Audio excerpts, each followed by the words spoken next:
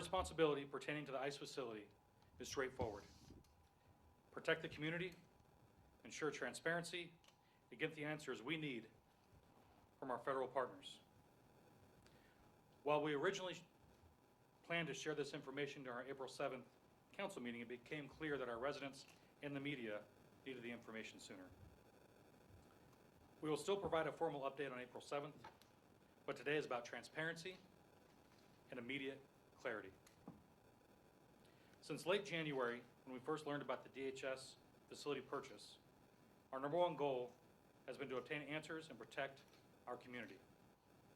Our council and staff have been focused on listening, documenting your questions, advocating for answers, and ensuring the city remains safe and capable of providing for our residents.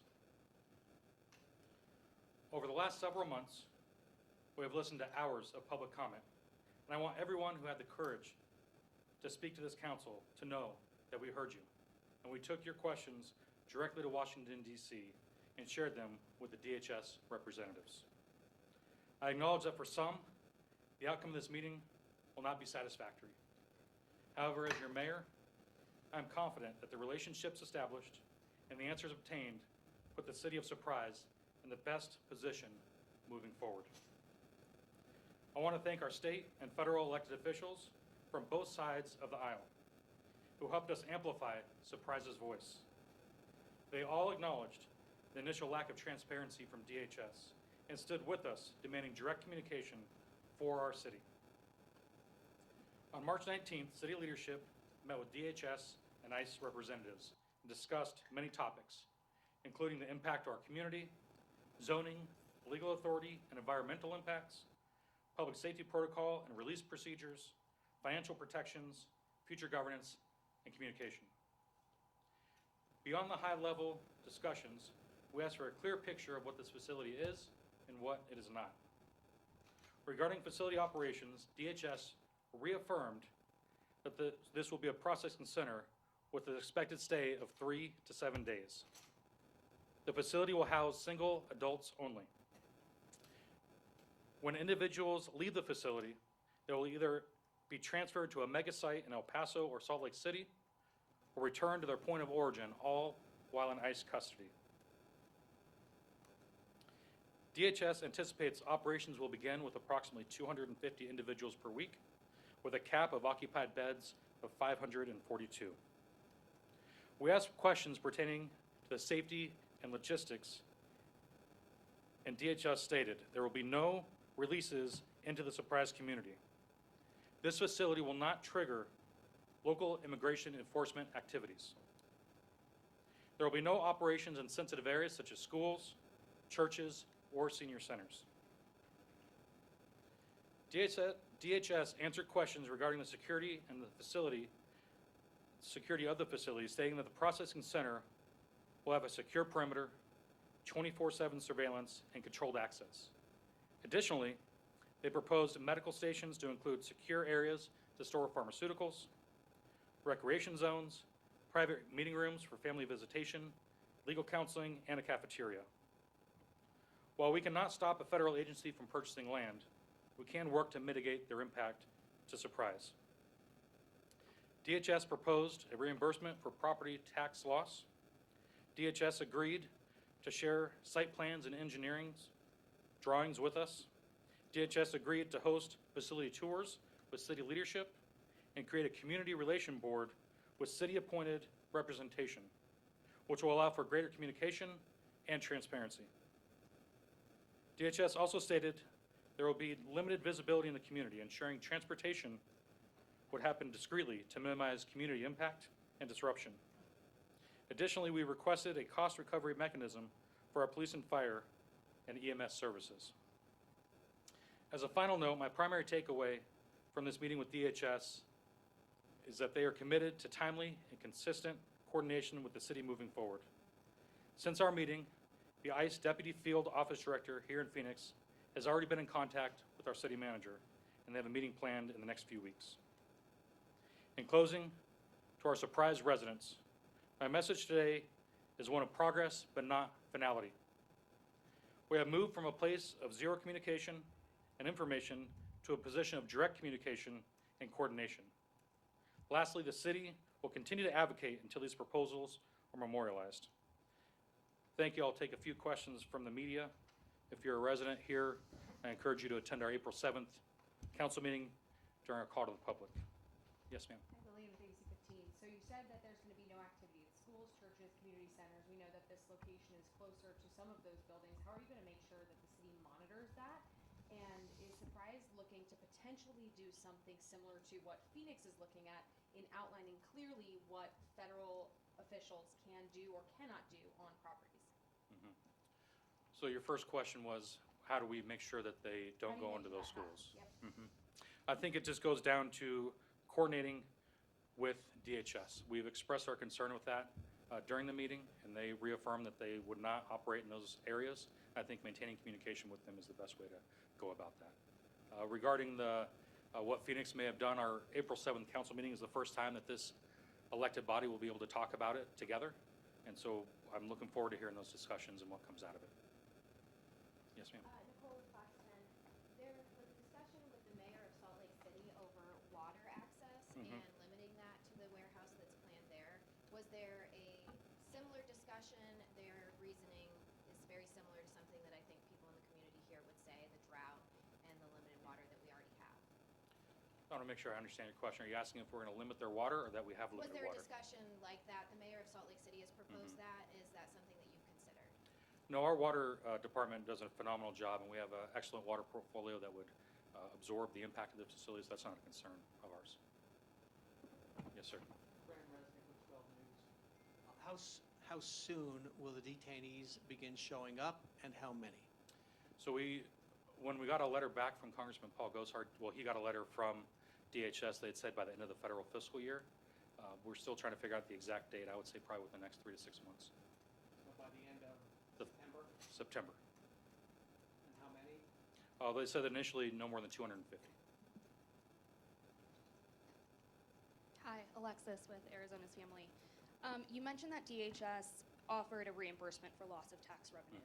So has the city looked at exactly how this is going to impact homeowners in that area? Are they going to be losing equity in their homes because of the proximity to this facility?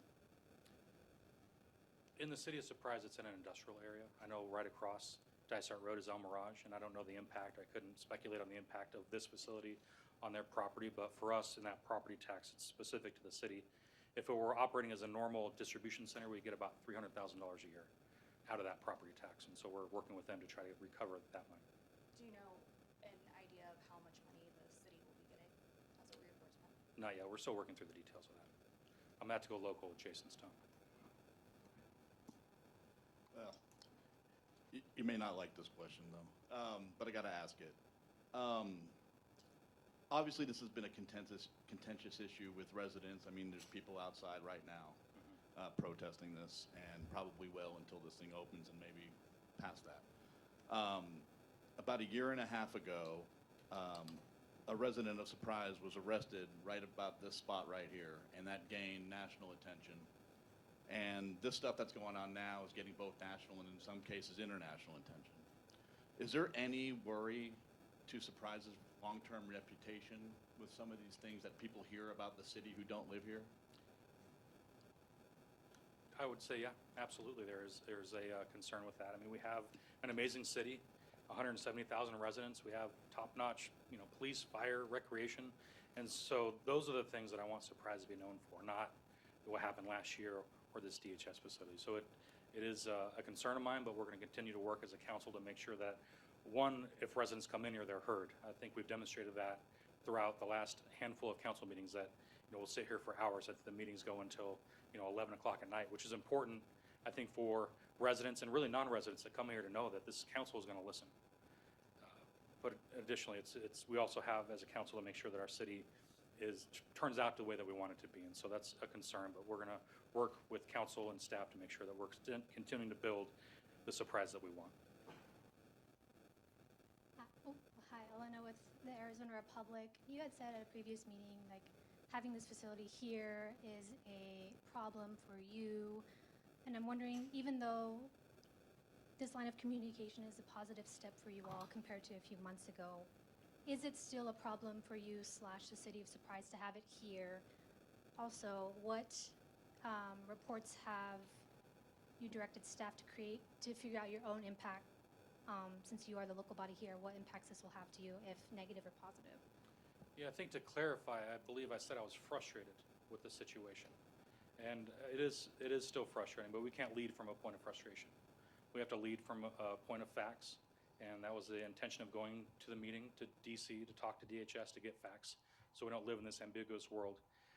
And we're going to continue to move forward with those facts and continue to work to get additional information from DHS as we move forward. What was the second part of your question? What impacts have you, well, I guess my first question is, have you directed any city staff to figure out any impacts from what you guys know, what this facility will have on the city? I mean, if you talk about impacts, I'm assuming you mean resources, infrastructure, public safety. Absolutely, we've directed staff to look into that, and they are looking into that. And we're continuing to, I think the answers we got from DHS help kind of put that picture into focus for us, and we're going to just continue to refine our I want to use the word estimates, I guess, but the impact to the city to make sure that we are maintaining for our residents, making sure we have a safe, secure city. Yes, sir. Can you tell us who was at the table with you representing DHS at that meeting? And when you left, what questions did you feel were not answered? I'll answer your first question first. DHS was very open in the meeting. They led with a lot of the information that we kind of already knew, but they opened up and just had normal dialogue, and it was kind of refreshing to hear, from the federal government, because we hear about ICE and all this, they've been quiet for quite some time, and so have that was good. I think we met with the project coordinator from DHS that's running the entire program. I don't remember I think his name was Tim Kaiser from DHS. Did he mention at the time that the project might be slowing down, because there was word of that after Christy Young's talk? I think with, the new secretary coming in, I think a lot of things are maybe a little bit up in the air for DHS. I don't want to speak for them by any stretch of the imagination, but I know with the new secretary, there's new leadership, there's potentially new direction. So I couldn't say what their plans are holistically, but I know what they said about the facility in Surprise, and that's what we're going to plan on. Thank you.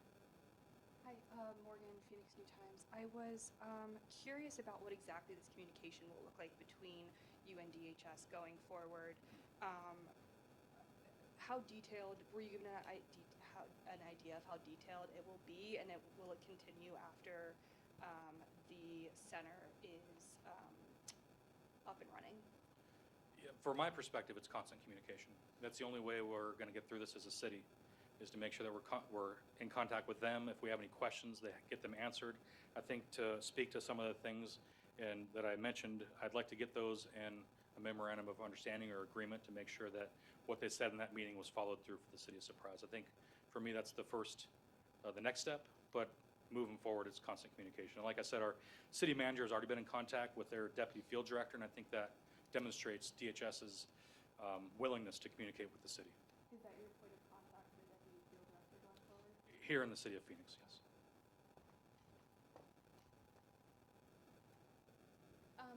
As an elected official, there, as mentioned before, there is a planned protest, protesters outside. There have been protests within the city over the past several weeks. How do you move forward as a elected official when you have a number of community members speaking out against this, saying that you feel the communication with DHS has been sufficient despite that, going against a lot of community members' wants? Like, they don't want this in their community. Right. I think as the mayor, it's important that we listen. We listen to those residents. We took their concerns. I mean, there was many times, many hours that we listened. I sat right here as mayor and listened to their concerns and writing them down. And those are the questions we took to DHS among our own questions. So I would say, for them, don't stop. We hear you. We hear the protests. We hear, when they come in and talk to us, and I appreciate that dialogue and that opportunity for us to hear directly from residents. I would never ask them to stop, but we're going to continue. I mean, from where we started as a city with DHS to where we're at now as far as communication, it's a good start. And so I want to continue to reach out to them, continue to have that coordination with them. say to people who don't necessarily want that communication and just don't want this facility at all? And how does the city move forward with Mhm. something like that? Yeah, I mean, the federal government purchased the land. And whether we want it here or not, they're here. And so from my perspective, how do we move forward as a city? How do we get information? And that's what this is about. We're going to talk as a council on April 7th. And if we go a different way, this is what we're going to do. But as of right now, we went and got information. I want to communicate to the residents that our city is working for you. We're getting information, and we're going to continue to do that. Yes, ma'am. So I just want to understand real quick. So you said you wanted to have a memorandum of understanding or an Mhm. agreement, kind of sign, seal, deliver, put it in writing. Is that something that you're going to be proposing on April 7th? We've already, I was working with Congressman Paul Gosar. We've already had a meeting about him, again, helping with getting that memorandum of agreement. I think from a local city to the federal government, there can be some, well, it just takes a long time. So I appreciate his ability or want to help us get that memorandum of agreement in place because it's important for our city. Yes, ma'am. Can Oh, I one speak? behind you. Sorry, go ahead. What was you said 250 migrants will be processing at a time, but you said the maximum amount of beds was how many? 542. Okay. Mhm. All right, we'll take a couple more questions and wrap it up. Jason had, well, go ahead, you're right there. Sorry. Just to speak to kind of what Alexis was saying, I've seen these questions too with the people who don't want this here and wondering, they see what's happening in other cities that are fighting back. Why, I know a lot of people are wondering, why isn't Surprise or why didn't Surprise, put their foot down and say, no, we don't want this here, even if, you are frustrated with it. No, I think a lot of those cities that have moved forward with those things, we don't know what the outcome of those are. So I don't, from my perspective, I didn't want to initiate something that may not have come to fruition. That's why it was important that we reach out and try to communicate and see what their plans are, what their intent is, and then go from there. Jason. Yeah, I was thinking about long-range planning. Is the city looking at this as something that's going to be here 50 years from now, or are you aware that, planning for like 2 years from now, a new president comes in and this thing gets shut down right away? How do you plan for things like that, just not knowing that how long this place could even be there? Yeah, I mean, it's hard to speculate. I mean, with the change of administration, with all those things, I can't speculate how long it's going to be here, any of that. I know from our goal as a city is to make sure that we get information, make sure that our residents are safe, that we're providing for them. That's really the short-term goal, so thank you for that. Okay. Any last questions? I appreciate your time. Sir, Oh, yes. are you getting any pushback from the surrounding businesses? Granted, they're all industrial. Any pushback from them? There was I think a cheer and a gymnastics that came in, company that was right across the street from them. They had some concerns about it. Have you spoken to them? Are they comfortable with this? I haven't spoken to them directly since we came back from Washington, D.C. Okay, all right. Thank you for your time.